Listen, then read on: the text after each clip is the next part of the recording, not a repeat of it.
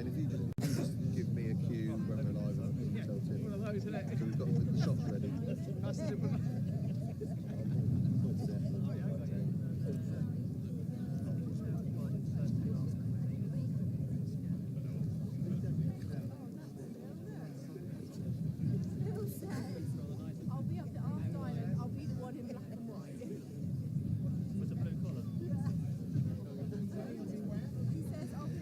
Good morning and welcome to the scene here in Portsmouth. This is the Round Tower. As you can see, absolutely packed with people, some of whom have been here since just gone 7 o'clock this morning to get prime position to be here to see what we're about to see together, which is the homecoming of the aircraft carrier HMS Prince of Wales, who has been on deployment since September this year, working with our US allies off the coast of the United States.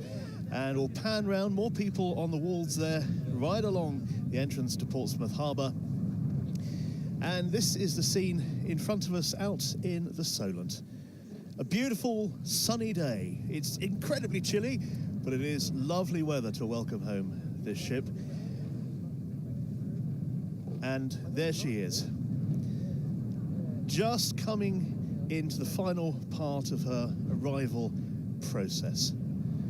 The ship behind her, incidentally, is a wind turbine blade ship that's been there all morning, but she's just moved clear of that.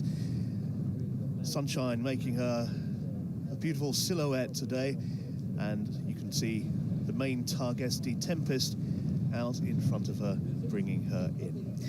Good morning, this is Tim Cooper with you, and this is a Forces News live broadcast on YouTube and Facebook of HMS Prince of Wales coming back to Portsmouth. We'll be with the ship as she makes this final journey past us here at the Round Tower and into the dockyard. So do leave comments. I'll try and mention some names, and be fascinating to see where you're watching this broadcast from today. So we're expecting the ship alongside our position in about 10 minutes time from this point, and that's when the real excitement will mount here amongst the spectators. But inside Portsmouth Naval Base there's also another wonderful vantage point, and that is right where she will tie up. And we're expecting some 2,500 people inside the base to welcome her. And the good news is Forces News has a team down there to capture that. And you can see that later on today on all the usual Forces News channels. So, what has HMS Prince of Wales been up to during her time away? Well, primarily working on the Westland 23 exercise, which is a massive exercise with our American friends, and they've been really maximising the capabilities of the ship. F-35 landings, of course, we all know that's a primary role of an aircraft carrier, to get the planes on and off the flight deck, and they've been doing that in a new way for the first time this time, ship-borne rolling vertical landing, SRVL. And that sees an aircraft land on the carrier after approaching the ship from behind at speed before using thrust from the aircraft's nozzle and lift created by air over the wings to touch down and gently come to a stop. Now, as you probably know, the F-35 variant, the B, Lightning II-B, on board the carrier is the Stover one, which can do vertical, vertical, vertical, vertical until this point, but the SRVL, the shipborne rolling vertical landing, sees the jets make a more conventional landing approach, closer to what will be seen on land, and it allows the F-35 pilots to land on board the aircraft with heavier loads. Now, why is that important? Well, heavy loads often mean a heavier payload of bombs, and they've been operating as well in what they call beast mode with the F-35s, and that is loading them with 22,000 pounds of air-to-air and air-to-ground missiles. So that pretty much takes the aircraft to the position where it's taking off with maximum weight of weapons and fuel on board to really exploit the capability of the airframe when it's on board. So those two vital parts of F-35 carrier operations have been tested really well during Westland 23. So that is a massive couple of ticks in the box in the inventory of capabilities that this carrier has. If you're just joining us, welcome along. It's Tim Cooper with you, live from Portsmouth here on the Forces News channels. And the picture you're looking at is a wonderful head-on shot of the Solent. You can see the forts, you can see the various elements of shipping that are around, and right in the middle of our frame is HMS Prince of Wales, the aircraft carrier, making stately progress towards us. And she has turned from being side-on to us to being pointing directly towards us and coming in. Beautiful day for it today. Temperature's about 9 degrees, but there is a stiff breeze here in the channel, I can tell you. So we're all wrapped up very warm here on the round tower.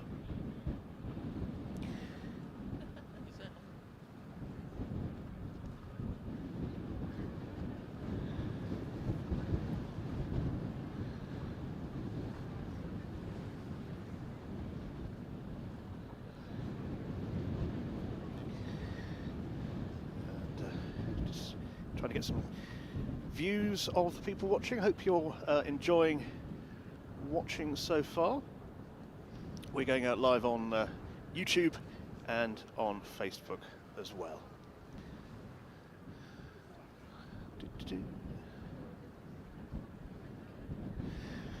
Hope you're enjoying watching.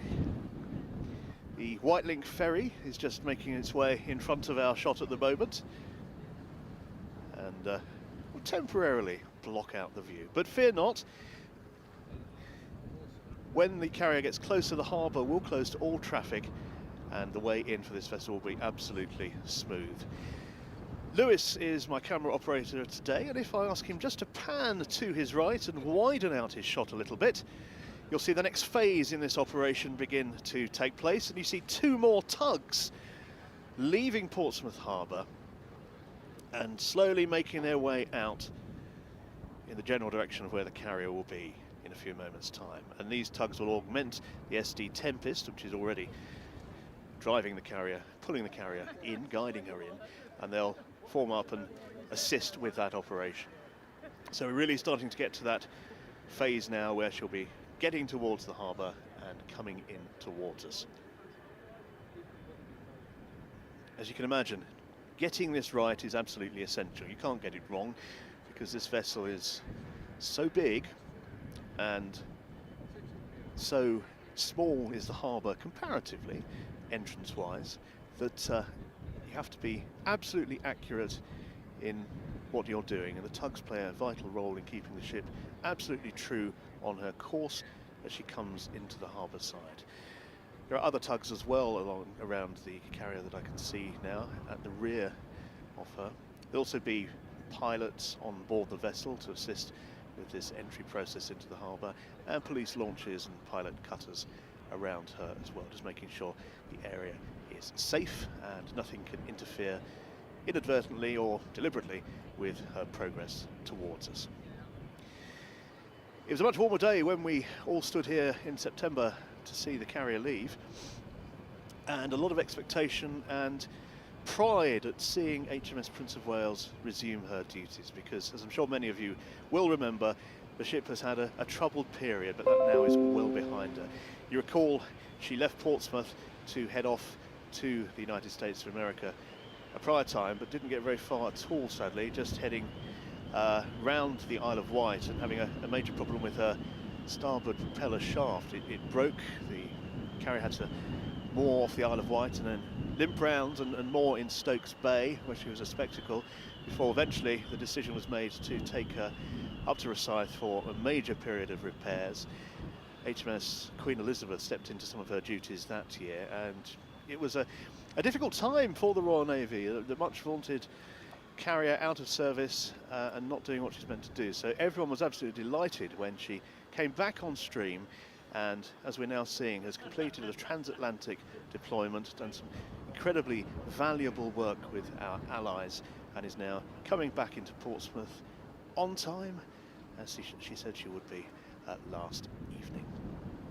The hovercraft is just making its way in front there, and if any of you have been along the Solent in the last few days this week, you'll have seen a hovercraft involved in some testing work, and I saw it the other day at a place called Meon Shore, which is just along from here, the other side of Gosport and Leon the Solent, and it was a hovercraft that's being tested for use in Japan, and it was wonderful seeing it zoom around and being put through its paces. So let's talk a little bit more about Westland 23, which is the work that the carrier has been doing over in the United States. We've already talked about the F-35 landings and what's been happening there. But now let's talk a little bit about drones. We're increasingly seeing how important drones are in operation for militaries around the world. Of course, Ukraine has thrown into sharp focus their use, and the race between Russia and Ukraine, you know, one advances in drone technology, the other catches up quickly, and all sorts of variants and variables being tried there. And the Royal Navy has known for some time that drones will become increasingly useful for them. So it was an idea that they decided to utilise Westland 23 to showcase some of the various drone options that are available. Now, the first part of that happened shortly after the carrier left Portsmouth off the coast of Cornwall. A supply drone landed on the carrier, and that was an absolute first for naval operations. It was a Southampton-based company, the W Autonomous Systems drone, and it flew from the Lizard Peninsula and onto the deck of HMS Prince of Wales off the Cornish coast. It delivered supplies and then flew back. Now, the idea is to eventually deploy drones with a UK carrier strike group so they can work along the F-35B Lightning II jets and naval Merlin and Wildcat helicopters. So, you know, if you're using a drone to get supplies to your ship, you're not having to use a vital resource like a Merlin, which could be doing something that is more operationally important. The commanding officer of Prince of Wales at the time, who's still there today, of course, is Captain Richard Hewitt, and he described at the time that this will become the norm across the carrier strike group operations in the 50-year lifespan. Now, it was a HCMC twin-engined light alloy boom drone, and it's got the power to transport a payload of up to 100 kilos, up to 620 miles. It's capable of climbing up to 600 feet into the air, and only requires a short and unprepared runway to take off. So absolutely fine to be operating from there. Let's take a little look now back at the scene here as we'll move on to the next phase of drones in a minute. And as I mentioned earlier, the harbour is closed to facilitate the entry of the carriers. And here's one of the elements of that, ensuring that it is closed, the police launch. So the harbour is closed, and there are notices to mariners that go out. King's Harbour Master that say you cannot use the harbour at this time because the carrier is coming in and out. And responsible mariners always check those before they head out to sea, but sadly there are always some people who don't, and these launches are standing by just in case anybody attempts to transit in and out of the harbour and get in the way of the carrier. Because I can tell you this, the carrier isn't going to stop. It can't, you know, it's just a physical impossibility. So if somebody suddenly darts out of the harbour unexpectedly, that could be potentially disastrous for them and indeed the carrier. So that's why that launch is there. Getting closer now, we're getting to see a lot more detail from my vantage point. I'm staring into the sun, incidentally, so I can barely see anything, but I can start to see, as I'm sure you can with a much better zoom lens than my eyes, the wonderful sight of the ship's company lined around the 4-acre flight deck. And White Ensign there, really blowing with gusto on the back stern. Very nautical me today. But she's getting closer and closer to us, which is great to see. Now, it always seems that this takes a while, and she's getting there, gradually, and then suddenly she will just be upon us. As if by magic, she would have gone from way in the distance to going past us in a few minutes' time. 25 past 10, Portsmouth time here in the United Kingdom, and thanks very much for joining Forces News live from Portsmouth to witness HMS Prince of Wales come back this chilly but bright December morn. She's been away, just in case you're joining us, working with our United States allies for Westland 23, a big exercise, testing and maximising the capabilities of the carrier strike group operations, and indeed operations with one of our main allies. And we talked about supply drones that have been landed on the carrier in a naval first. The largest ever uncrewed aircraft launched from a Royal Navy aircraft carrier was also successfully demonstrated during the Westland operation. A Mojave unmanned aircraft, which is a modified version of the General Atomics MQ-1C Grey Eagle, was remotely operated by a pilot at a computer terminal during a trial of the east coast of the States. As I say, a first for the Royal Navy, as no crewless machine of this size has ever flown from an aircraft carrier outside of the United States Navy. And this was an incredibly sizable thing, the Mojave. It's 9 meters long, weighs over 1.5 tons fully loaded, and a wingspan of 17 meters. Now that's 6 meters wider than the F-35B Lightning II. Again, showing the step forward towards a time when carriers will operate crewed and uncrewed airframes on board as an absolute matter of routine. Mojave isn't about resupply, it's about conducting strike missions and surveillance over long distances, and can carry up to 4 Hellfire missiles. So 2 huge steps forward in F-35 capabilities, and 2 massive leaps forward in terms of the capabilities of drone operations for carriers, both achieved during this deployment.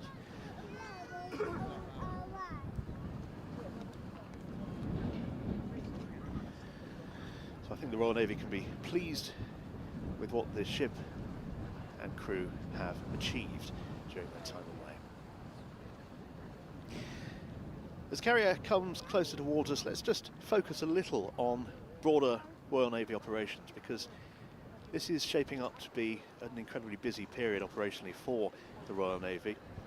Just a matter of days ago, HMS Diamond, Type 45 destroyer, left to bolster the UK's maritime presence in the Gulf and Indian Ocean on Operation Kipion, working to deter escalations from malign and hostile actors who seek to disrupt maritime security, the MOD said of her deployment. So she's going east of Suez and will join HMS Lancaster, involved in working out there. Defence Secretary Grant Shapps said, recent events have proven how critical the Middle East remains to global peace and security, and it's critical that the UK bolsters our presence in the region. So Diamond out there to really strengthen what the United Kingdom can do, as we see another police launch come in front of us, very close to us here actually, on the round tower. Again, just making sure that that vital route through is safe. Last time we were here, in about that same position as that launch is in now, a similar launch deterred a swimmer who was attempting to swim out into the channel as the carrier was coming in. So there we go, nice wave from the police launch as they go past. And back we go to the carrier once more.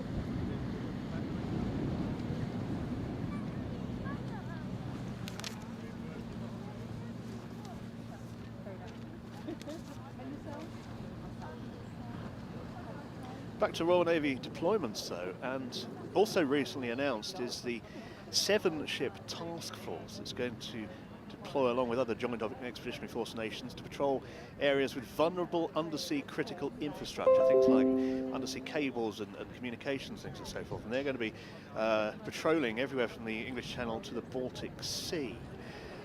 And it would include 2 Royal Navy frigates, 2 offshore patrol vessels, mine countermeasures vessels, as well as Royal Fleet auxiliary landing ship, and supported by the Royal Air Force P-8 Poseidon Maritime Patrol Air Force. So, yeah, that's incredibly, again, significant for the Royal Navy. I was in Gibraltar and witnessed 2 Royal Auxiliary vessels. Very recently, as they took aboard vital stores before they were sent to the eastern end of the Mediterranean to again bolster security presence in the region. RFA Argus and RFA Lime Bay sent there for that. So just 3, out of the ordinary operational deployments for the Royal Navy, as well, on top of their routine business. They always are pleased to be able to conduct things like HMS Dauntless, who arrived back in Portsmouth on Friday from a 7-month deployment to the Caribbean, supporting British overseas territories and assisting in operations to stop drugs runners. There we go, anticipation building on the faces of those here. Camera phones out, eyes shaded against the sunshine. In a few minutes' time, they'll be waving to their loved ones, if they can spot them amongst the many hundreds of people. Yeah, that is the only thing. Portsmouth always welcomes these ships home and is delighted to do so.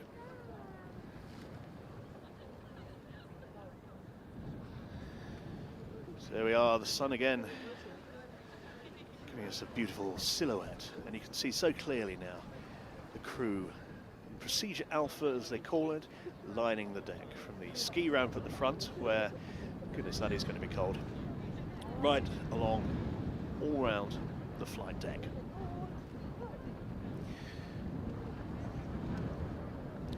Been stately progress. It's a very, as I alluded to earlier, very formal routine for coming into the harbour. The ship started off the south of the Isle of Wight earlier, came to a place called the Nab Tower, which is a tower way out beyond the vision of us today with the slight mist in the fog in the sky. It was around there that she'll be joined by the first of the tugs. They, as I mentioned again, are augmented as she continues to come in, and then slowly, in exactly the right place, everything comes together where she's perfectly in the right position and continue on into the harbour with little drama and fuss. But it's planning and the working development over many, many years that has led to this smooth process happening. You'll probably remember years of dredging that took place in Portsmouth Harbour to simply make the harbour deep enough to accommodate the carriers. That went on for years and years. So many munitions were found during that process as well. So getting incredibly close to us now, the biggest ship in the Royal Navy, HMS Prince of Wales.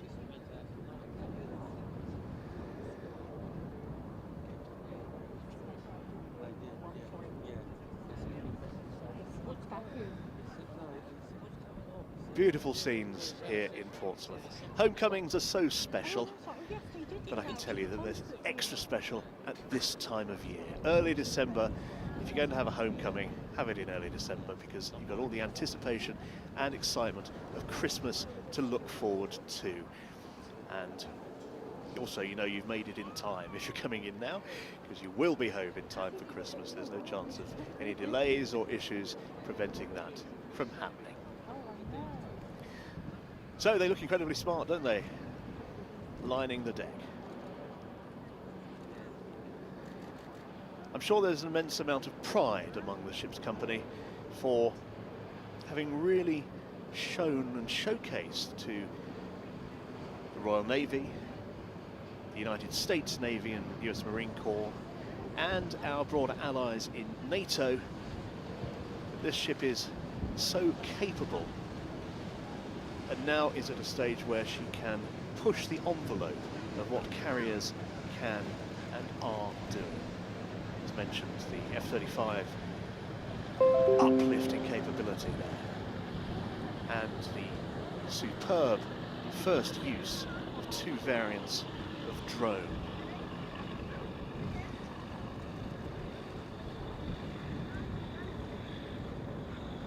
And in just a few moments, this ship will be alongside us here, and the cheers will begin. And if all goes to plan, as she comes alongside us, the ship's siren will sound.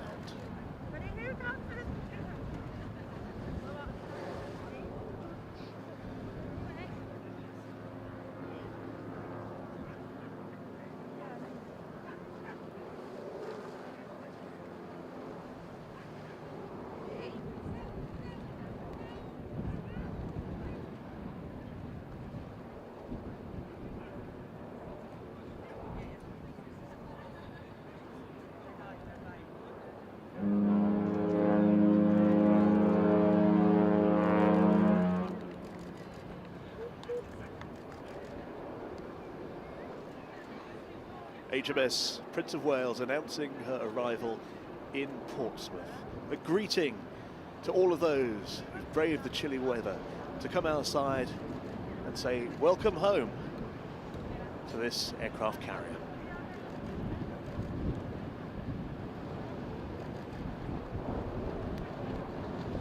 I can tell you they're all going to be extremely cold up there, standing as they have for an awfully long time now. But that sadness will be dissipated significantly by the fact that they can see the end in sight. And the waves for the ship's company begin.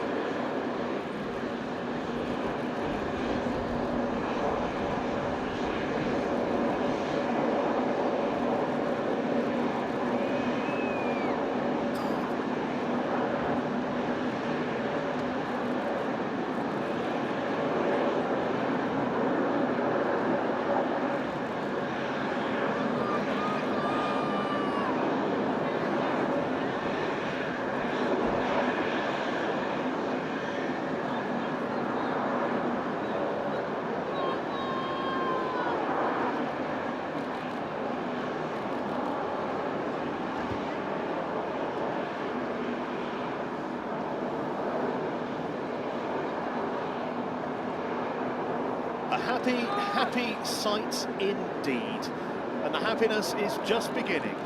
The carrier will continue her journey into Portsmouth Harbour, where the tugs will facilitate her docking alongside, and the Royal Navy tell me that up to 2,000 family members and friends will be on the jetty to welcome the ship home.